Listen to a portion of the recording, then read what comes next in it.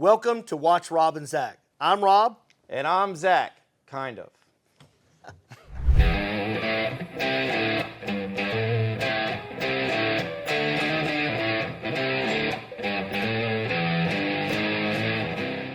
We're excited to start a new year off, 2026, here at Watch Rob and Zach. Paul, you've joined us today. Zach is feeling a little bit under the weather, a.k.a., skipping Pneumonia. work. Yeah, we get it. Paul is our supervising director, and he's come on recently. We kind of restructured most of our whole team and added a few and did away with a couple and built out a new team. Paul, tell us a little bit about yourself. Well, so I'm a barber in town. I actually cut what's left of Zach's hair. He's been a really good client of mine for about a year now.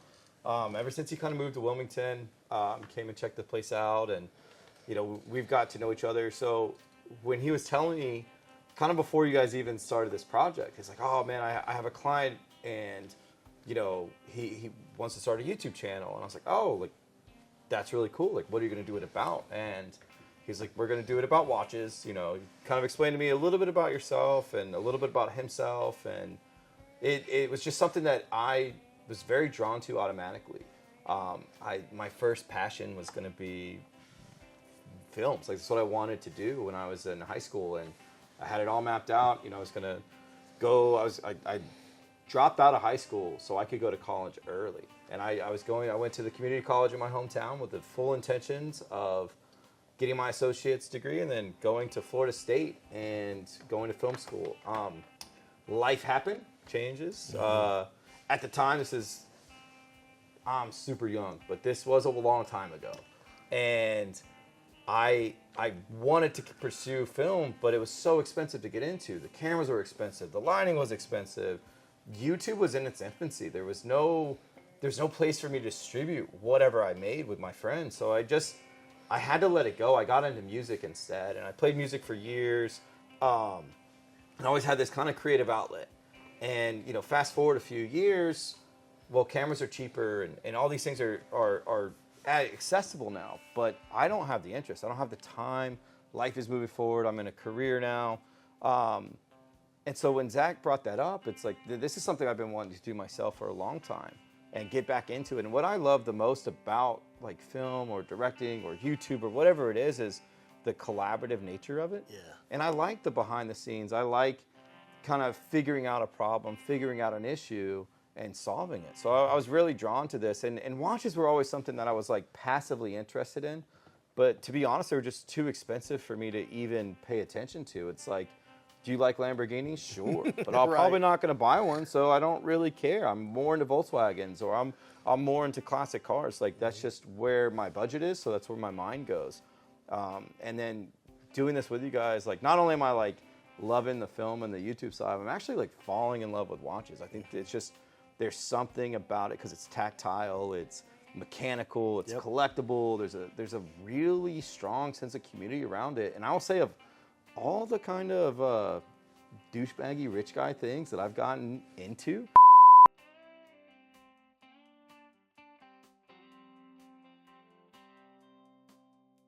this has been the most exclusive. Like when we did the Watch Club event, there's people in here with tens of $1,000 watches on. Like the gentleman had a $60,000 Rolex on, and they're just as excited to see the $500 100%. Seiko mod that some kid brings in, or a $2,000 watch versus it wasn't about that. And it was the stories that these guys had about the watches, or when they got them, or how they got into them. It's like I think that part was really cool. So I'm glad to have like been able to come along, and I really liked being able to kind of, I feel like I've been able to bring you guys out of yourselves, and hopefully that's showing on camera. Hopefully it's showing in the videos, because I think all the pieces were here. We just had to bake the cake right, and I think we're kind of accomplishing that. I totally agree, and that was one of the core things when I first sit down with with Zach, I think February 2025, and said, listen, man, this is what I'll see. This is what I want us to do. Are you in or out? And ironically, Zach's the only watch guy on our whole entire team, right? Yeah. I'm getting back into it, obviously, and I love them. I did in the past. But if you just sit me down and just started drilling me watch questions in February of 2025, yeah, right. I'd have got 1 out of 10 right, maybe. Yeah. You know, so I pride it in the average Joe watching it and being like, "Well, I never really thought about that." And you know what? My goal is to take that piece of glass that says you have to spend $40,000 on your first watch and just shatter in as many pieces as possible. Yeah. Right? I want the guy that goes, "Man, I'd like to, but." Right? Okay, well, those same people will spend $600 on an Apple Watch. Yeah. Right. So what if I tell you can get a phenomenal mechanical watch for $300? Yeah. You're like, whoa, wait, I didn't know that. And wait a second, you know.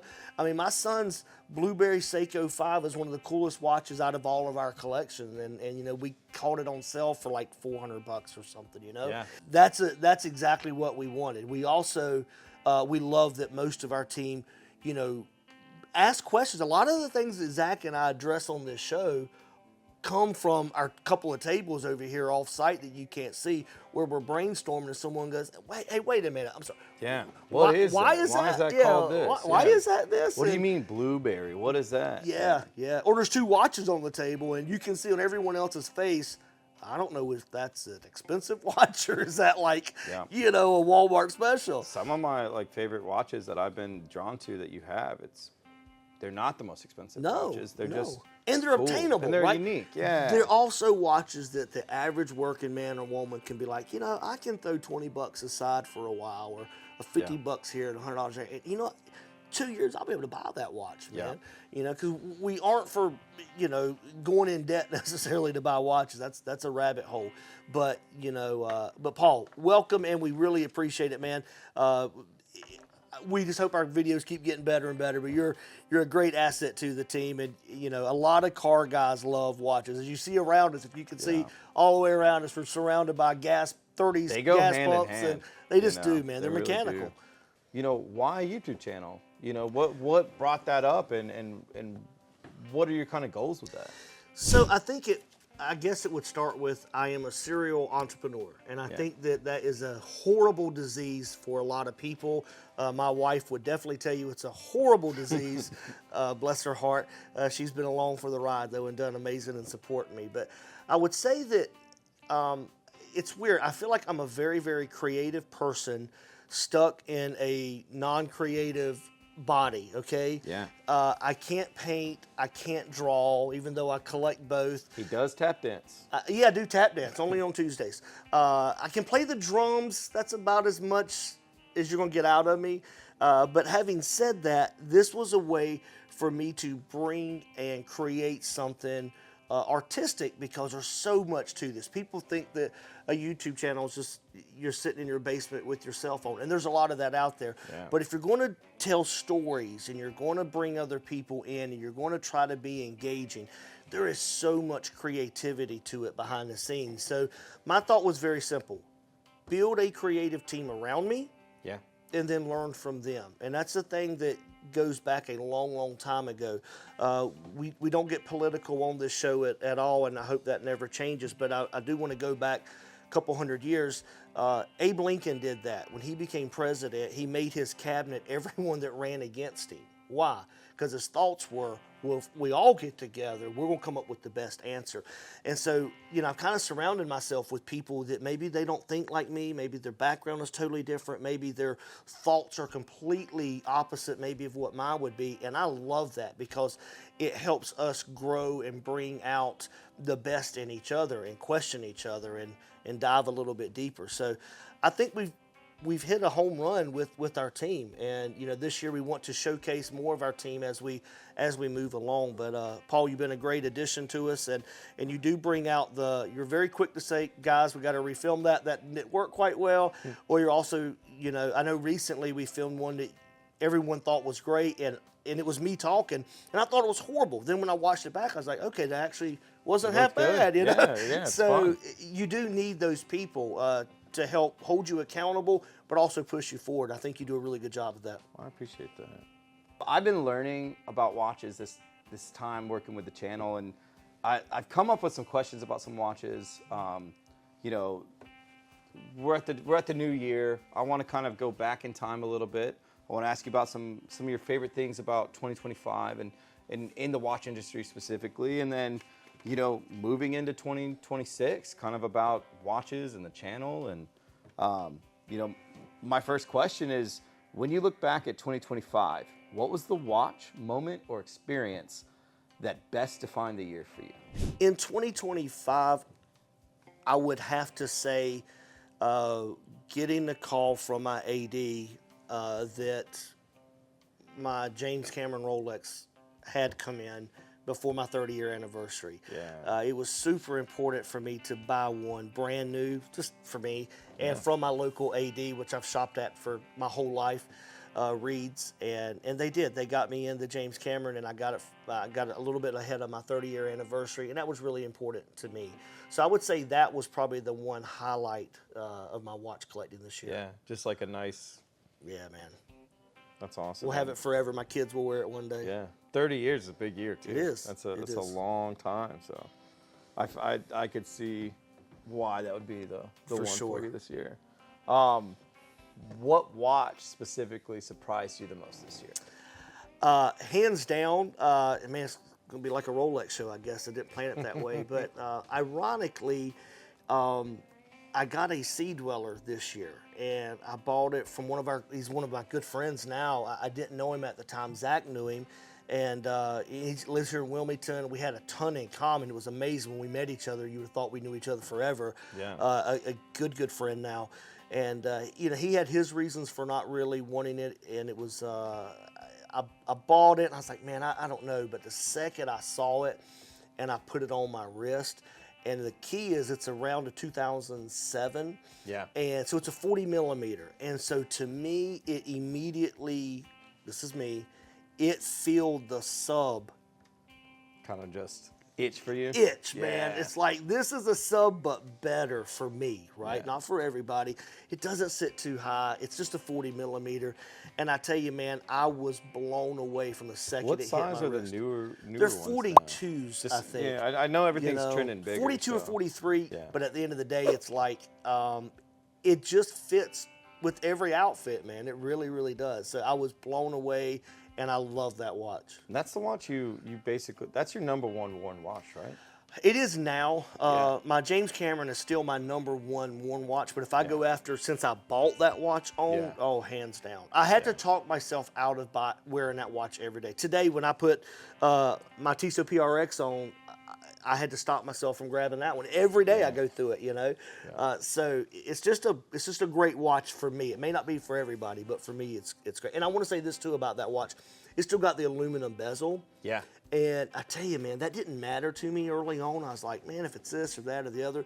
But there is something about that aluminum bezel. The only way I can explain it to non-watch people is the same feeling car guys get when they see that 1960s sports car roll up and the engine is burning through about, 4 tanks a mile. And, that vibe, that's what an aluminum bezel does to me. It's like, yeah, that's my guy. It's the 6-speed manual. It is. you It's know? a 6-speed manual. Correct.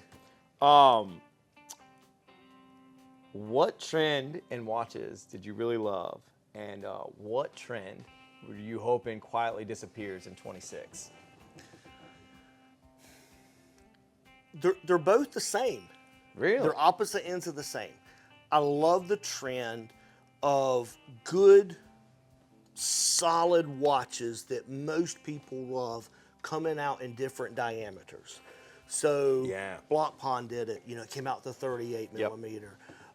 So many. This is Tissot just did it. Tissot just did it, right? PRX. So I have the 40. My wife has a 35. They're like, you know what we're missing? We're missing a 38. That's awesome, right? Yeah. So I love seeing that. And I would say a close second to that is some of the colors that aren't maybe as traditional as others, right? Yeah. I think it's cool that people are putting out purple dials, that people are putting out green dials, red dials, whatever. It may not be Yellow's for coming you. back, orange is coming back. Yeah, that's exactly right. Greens. But my point is, we want to grow this hobby. You know, hey, if I've got to be sick with it and spend way too much money on it, so should everyone. That's how I look at it, right?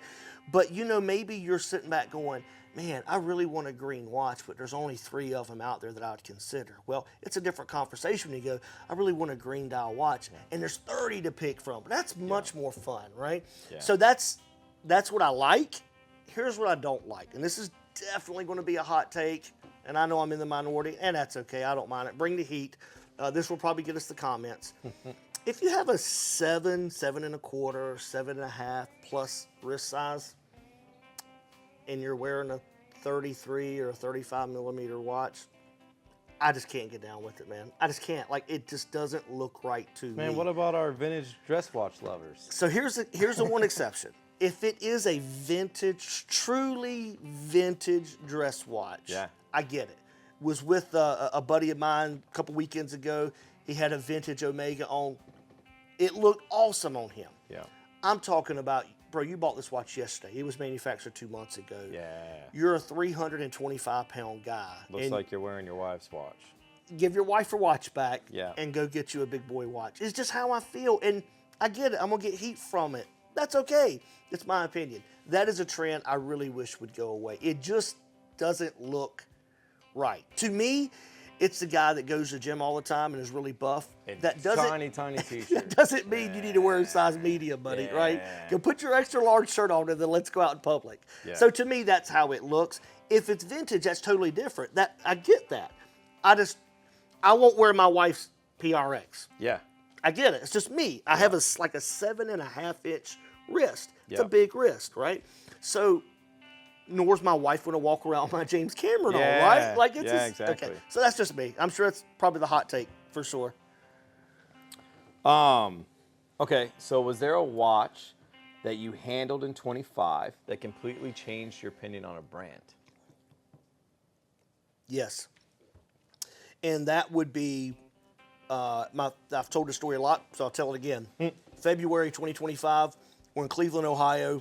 I am at Teddy Baldazar's shop with my buddy AJ that is up there. Shout out AJ, excellent sales guy. John's there, the manager, all great people. And I'm picking out a birthday watch. Birthday's in February. And I got a Bon Mercier. Yeah. And I didn't know a lot about them.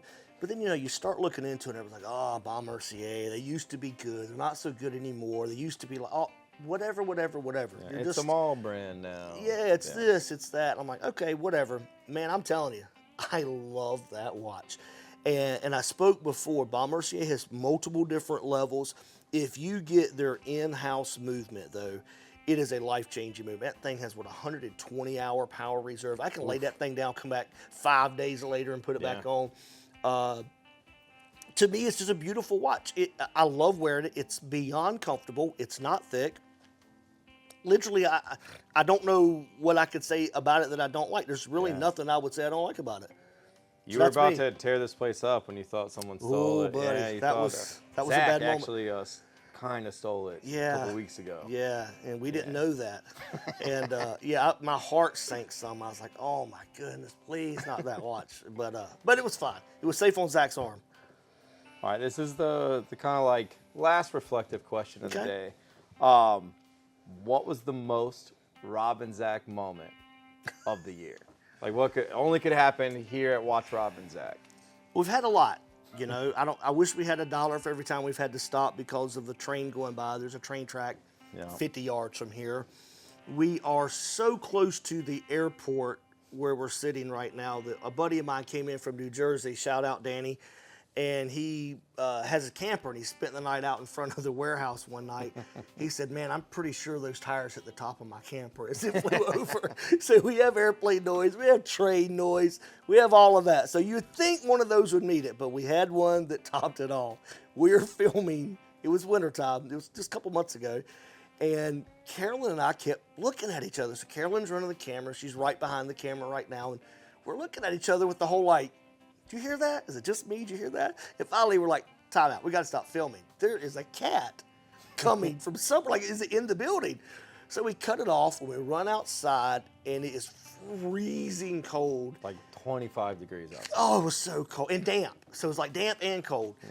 And there's this little black kitten had got into our dumpster out back.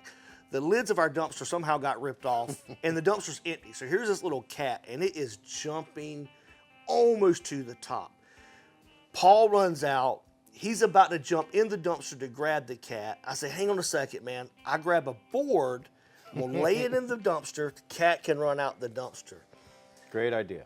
Well, this black cat went Bruce Lee on all of us. By this time, Zach and Carolyn had come out, and Carolyn had just walked up right beside me to the side of the dumpster, and like a rocket, when that board hit the bottom of that dumpster, that cat came out literally like a rocket and landed on her head. I have a mental picture of that cat just sitting on her head, scratched her face, and then just leaped and took off running. Yeah, I think That's you're like only a Mack Rob truck. That's only Yeah. a Rob and Zach thing, man. She got cut up and tore up and lost about 7 pints of blood. all the way through the studio into the bathroom. Yeah. Trail of blood everywhere. Blood everywhere. And no scars, No scars, surprisingly. yeah. So Built up pretty good.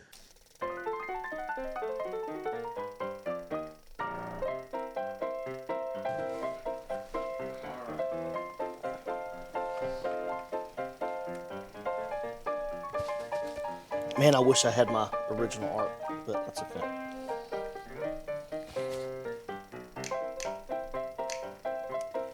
So Ryan, just to get you up to speed, you may see that there's some blood on Carolyn's shirt now. She just lost a fight to a dumpster kitty. Yeah, it was. There was this random meowing. It was getting on her nerves, so she went out to the dumpster to beat the hell out of a cat. And She lost. yeah, those. We'll go with talons. Those talons dug in. Probably got your cameo first. Yeah, for sure. Please buy a hat, guys. Please, don't make him do this again. No. The workers' comp, please buy a hat.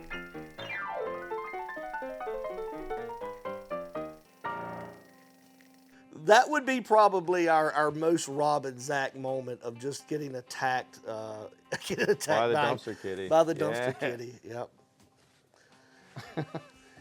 What are you most excited about watches heading into 26? Any kind of brands, complications, design shift, or pricing even? So, man, the pricing thing is all up in the air. I know early on when tariffs first came out, we had an episode with Zach, Sam, and myself, right? Yeah. And in the episode, the tariffs had just come out, and it's ended up being almost 50%, 40, 47, 45%, whatever. And everybody's like, oh my goodness. And Sam's from England, so we're having this whole debate. And I'm on the record, you can go back and watch it. And I said, guys, within the year, it'll be down to 10%. And Yeah. they're looking at me like I got three heads. Like, stop it. I'm like, guys, I've studied a lot about tariffs, and I am in the business world a lot, which so is Sam. And I was off a little bit, but we're down to 15%, right? Yep. So 15 and 47 or 45 is big Huge difference, right? Yeah. So at any rate, that will settle out some.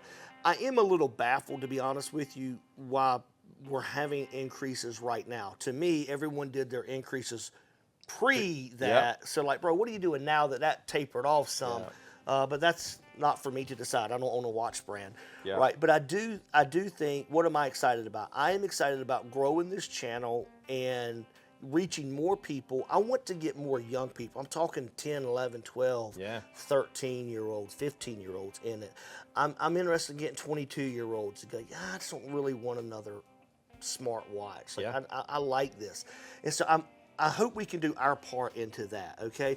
And the other thing I'm looking for this year, we missed Teddy's Grand Seiko event last year.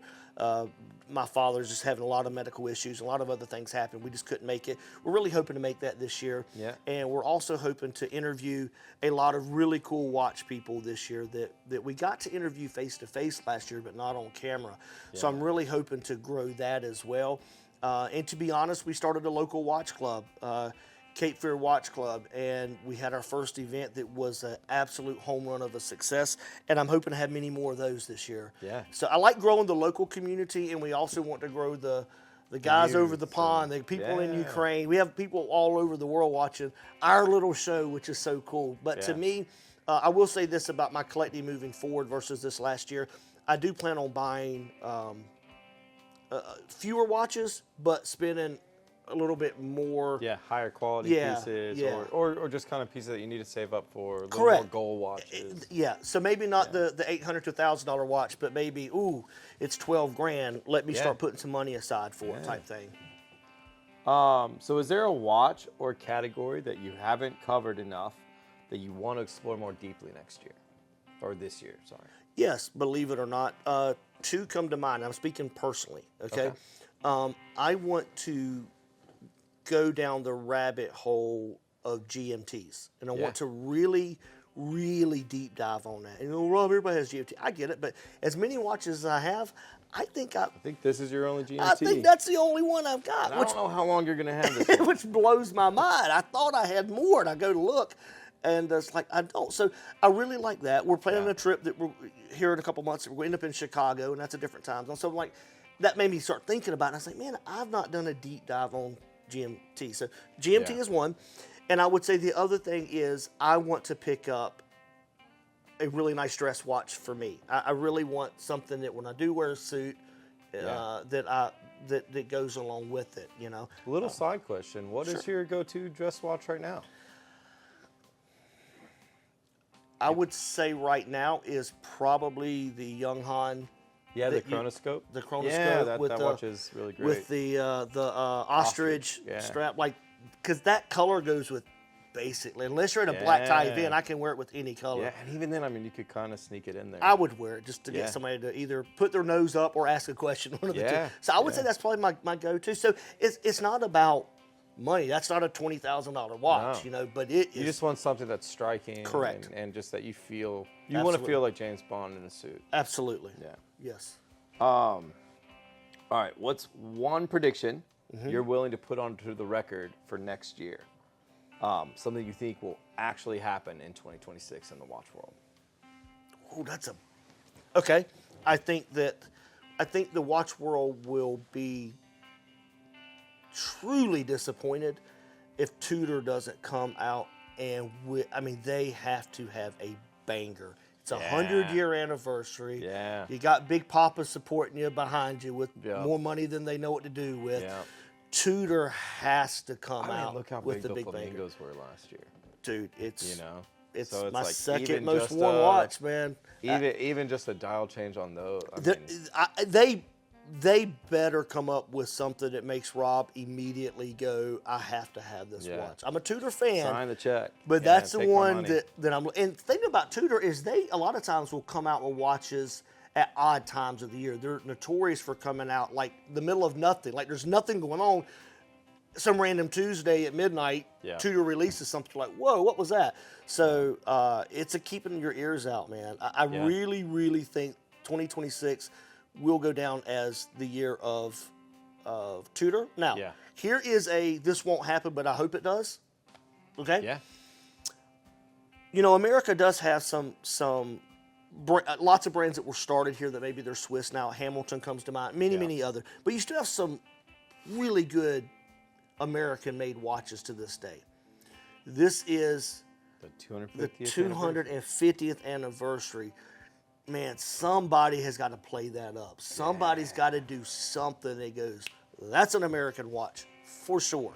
If I owned a watch company, or I was head of a watch company, or if I was in the C-suite of any watch brand, I would be screaming from the mountaintops Yeah. and telling them I'm going to wear an American shirt every day until someone tells me that we're going to pull it off. Because how do you miss 250 years? Yeah. So I don't know that will happen, right? And it may happen really subtle. But if I had to guess, Tudor's got to hit a home run this year. Yeah. So if you could design the perfect Watch Rob and Zach episode, what does it look like for 2026? I think I might have a guess, but I'll let you say it. Okay. It would be... Okay, well, let me ask the question. Can anybody be on it? Yeah, it doesn't matter. This is your idea. I mean, this is really Watch Rob and Zach is your vision. Okay. So tell us your biggest, boldest vision for the year. It is two, and they are nothing alike. All right. It would be, there is part of me that would love so much to be, okay, Zach will be in a suit, Rob will be in his, raw denim rolled up with some boots on, okay? Yeah. By the way, Rob's outfit and Zach's outfit would probably cost the same amount of money. I would just look homeless, but that's just me, okay? But us dressed up. Costs a lot of money to look that cheap. Costs a lot of money to look that cheap. I would love for Zach, myself, and my youngest son, Will, to go to the Grand Seiko event in Cleveland or in Westlake with Teddy. And I tell you why, man. And I know I talk about this a lot, but that's okay. It's our show. How much time Teddy Baltazar took with my son and just talked to him. And Will, to this day, honestly, has a better watch collection than a lot of grown men do. Yeah. He really does. But he appreciates them. He can tell you about them and all of those things. So, man, that was a moment of time that I could see changed him, So I would love that event. Now, here's the thing that would never happen, okay? Let's go the opposite. Zach and I wearing field watches and Zach going on a hike with me in the UP at about 9 below wind chill factor, maybe a solid 8 degrees. January 27th. Yes, sir. Yeah. And Zach just huffing it like he has never done before. Man. I mean, could you picture Zach just out there just full on, man, like Not snowball fight ready? Not even a little bit. The amount of whining that I would have to put up with. The amount of chicken nuggets you'd have to pack for that right. trip. But he would love it. So that's it. Two total extremes, right? One, we're roughing it in the woods, getting experience and watches out on Lake Superior. And then one, just we're having dressed an up. amazing Having moment. an amazing moment. Zach's got to start the fire, though. That would just be fun to watch. But then the more dressed up. I want to add to that. I want Zach wearing a Quartz field watch. Buddy. I want him to wearing a G-Shock. You got a better in chance the of seeing woods. Jesus, I think, than you do. We got a better chance of seeing him in the UP. So yeah, just I want events. I want memorable events. It's really not about, I would love to get this $100,000 AP this year. Yeah, I get it. Totally. But us with two Hamilton khaki fields on in the middle of the UP would be a blast as well, right? Yeah. So I think that that's it. I think those are the two things that I would absolutely love to see. This kind of brings us into this last question I want to ask you. What do you want the audience to know about where this channel is headed, and what should they hold us to? Okay, so here was my vision. Very simple. I want to educate people. I want to educate the guy that's been collecting watches for 50 years on kind of what's new and why. Because some people get so set, well, we didn't do that back in our day. I get it, but you know what's going on today, right? And I also want new people that do not wear watches to get into watches. Is that the 60-year-old guy that sits at a cubicle every day? Is that the lady that sells real estate that is all into jewelry, but watches is just not something that has come to her mind, the functionality of it? Is it the 12-year-old kid that's sitting and really likes to tinker with stuff but can't afford it? I was recently watching a guy that mentioned he was really into cars. Yeah. But he was at college. He's like, dude, I can't work on cars at college. And he's like, hey, man, buying these kits and building my own watch in my dorm room. $200. Yeah, dude. Everything fits in the shoebox. I slide it under my bed. Yeah. It scratched that itch of creativity and put stuff together. Yeah. So back when I was younger, and I know I'm much older than most of the people watching probably. A lot older. A lot older. I got a cane somewhere. It's in the front, I think. But, we would build models or we would just build stuff. And I think that watches can offer that to you, and Seiko has a million different things that you can do. Yeah. So I want to get fathers and sons, daughters and moms, whatever, families doing it, but I also want them to appreciate that this little thing ticks off of 300-year technology, which is awesome. Also, my last thing, if I can get people from having one more thing on them that beeps. I get it. I run a very large company. and I get notifications from 2 cell phones and iPads, and I get it. But can you just sit with your kid and watch a baseball game without your watch going off 15 times? Is that too much to ask, I guess? Yeah. So to me, I want to have people know about it and fall in love with this cool hobby. Yeah. That's where I want to go, man. Man, I think that's awesome.